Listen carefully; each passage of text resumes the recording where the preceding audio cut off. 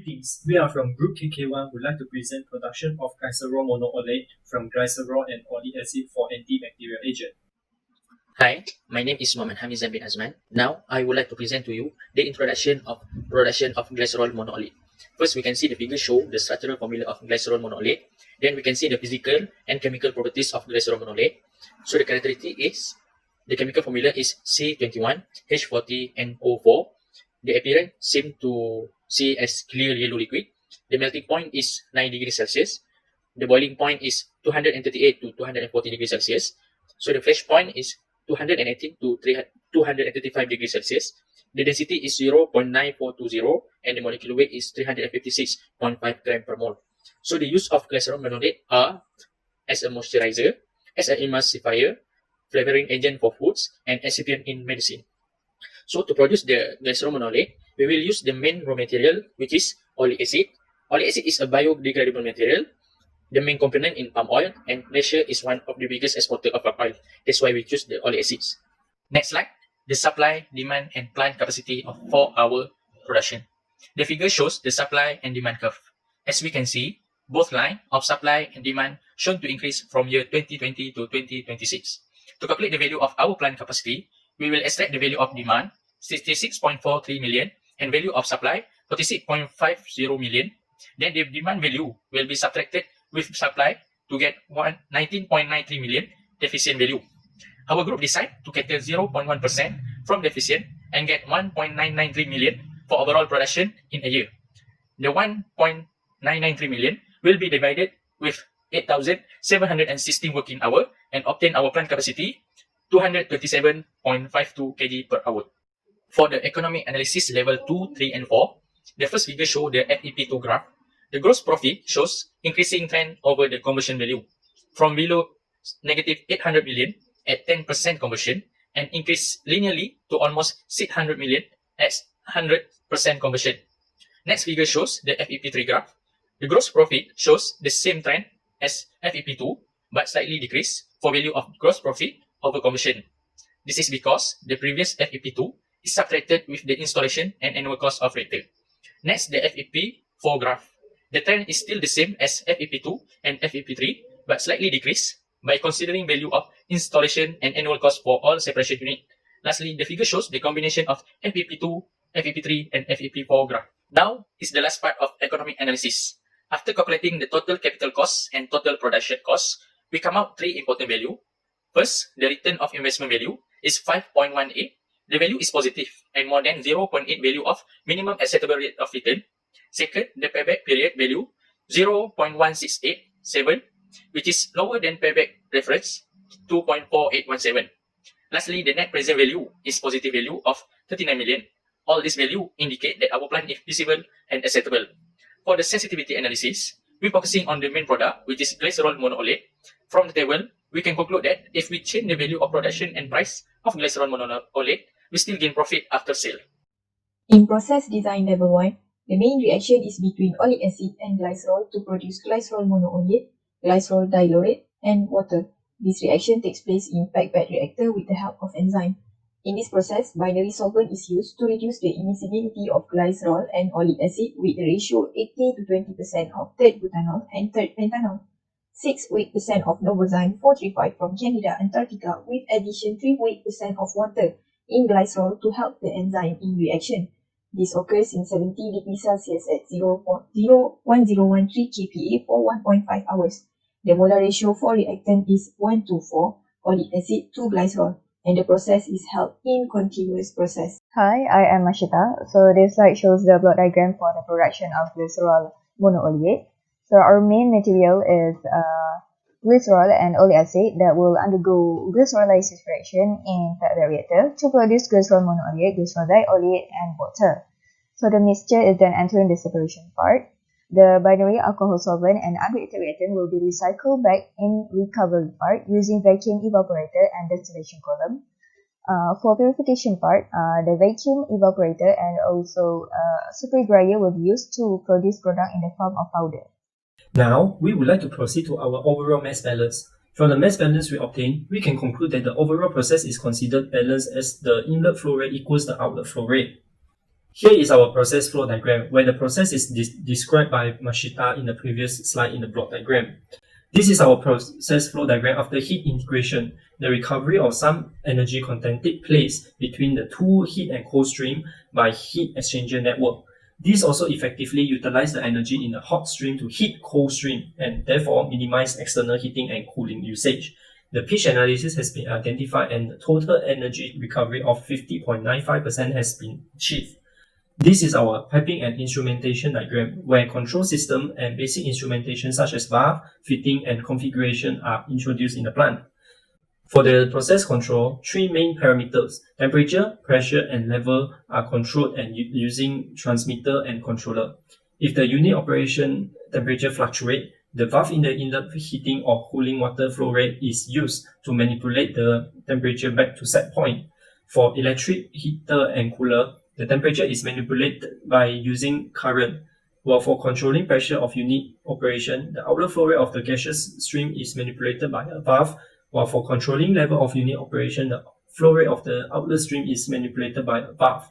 For the process safety, acts and regulation, the first one, Environmental Quality Act 1974, is an act relating to the prevention, abatement, control of pollution, enhancement of the environment, and for the purpose connected therewith.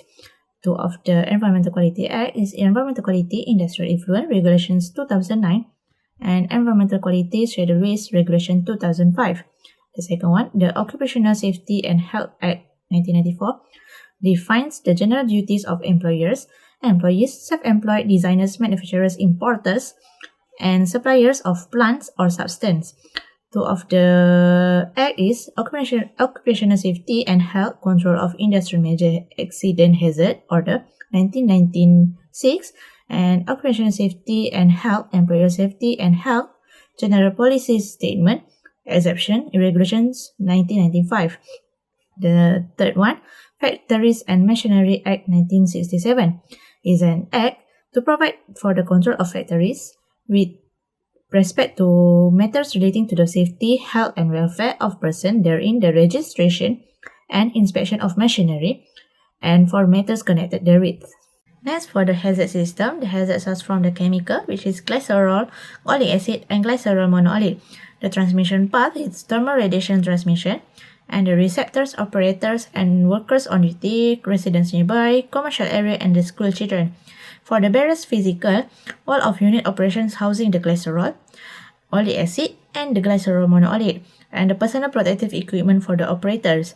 For the non-physical, regular maintenance check for every pipeline and unit operations, training for operators, and emergency response plan (ERP). Next, the hazard source is storage of binary solvent, which is third butanol and third pentanol, with the transmission path thermal radiation, and the receptors, operators, and workers on duty, residents nearby, commercial area, and the school children. And the for barriers, wall of storage for both third butanol and pentanol. And for the non-physical, regular maintenance and the emergency response plan.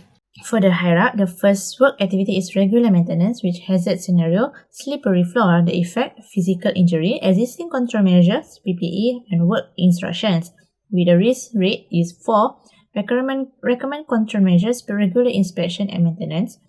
The second one, falling from height, the effect is physical injury, lead to death, and existing control measures, PPE, work instructions, and medical clinic. The risk rate is 8, and the recommend control measures, schedules, inspection, and maintenance. The second work activity is reaction in tank with scenario, overheating that may cause denaturation of enzyme. The effect is reaction not occur and not achieve desired conversion of reactant. For the existing control measures, installation of temperature, controller, and indicator. The risk rate is 12, and recommend control measures is regular maintenance.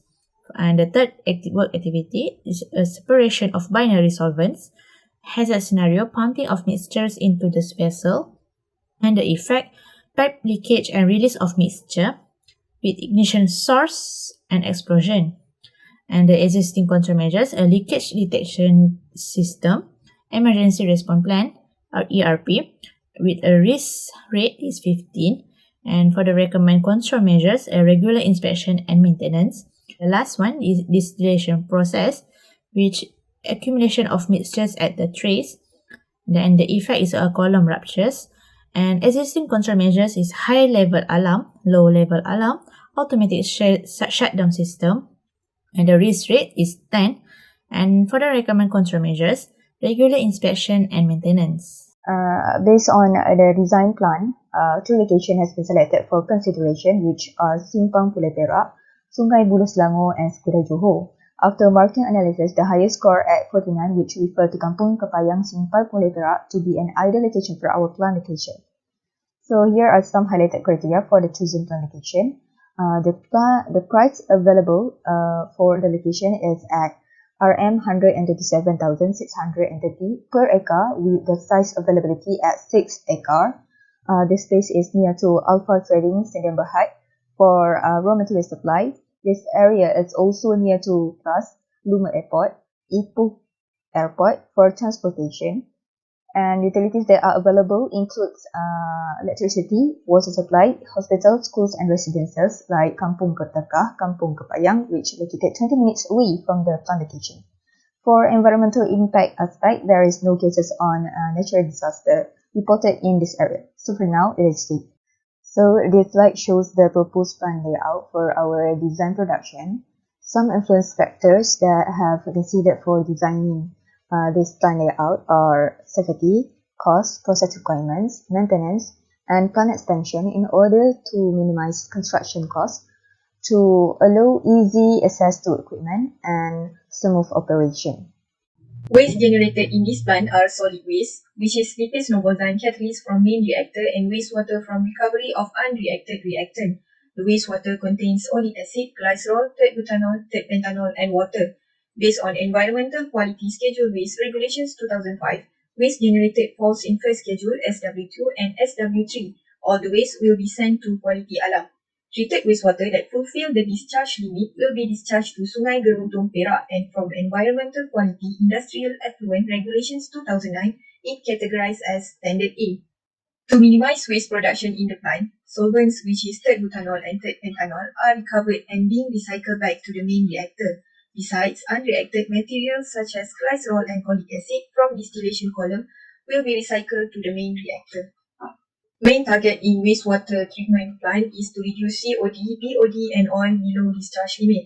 Skim tank and series of flotation tank are used to reduce oil content in wastewater with efficiency of removal 90 and 95% of oil. Since the COD and BOD is high, 2 aeration tank and 2 clarifiers are needed to reduce COD and BOD level in wastewater. The sludge produced then will enter sludge thickener and filter press to produce sludge cake, which then will be sent to quality alarm. The final BOD and COD and oil level is 64.4, 4.2 and 0.96 mg per liter, which is below discharge limit. In conclusion, our plant is producing glycerol monooleate, GMO, for antibacterial agent. We are using glycerol and oleic acid as our raw material. The production of GMO focus on enzymatic glycerolysis process using a lipase enzyme. This process including premixing, glycerolysis reaction and separation. Our plant capacity GMO is 227.5 kg per hour. Kampung Kepayang Simpang Pulai in Perak is chosen as our desired plant location. Waste management of this plant includes solid waste and wastewater. Several legal requirements act that related to this plant production are EQA 1974, OSHA 1994, and FMA 1967. Finally, in economic analysis, the calculated return of investment is 5.18 per year, which is larger than the minimum acceptable rate of return. The payback period of 0.17 per year is lower than the reference payback period. Thus, the project is said to be profitable and considerable. That's it from us. Thank you.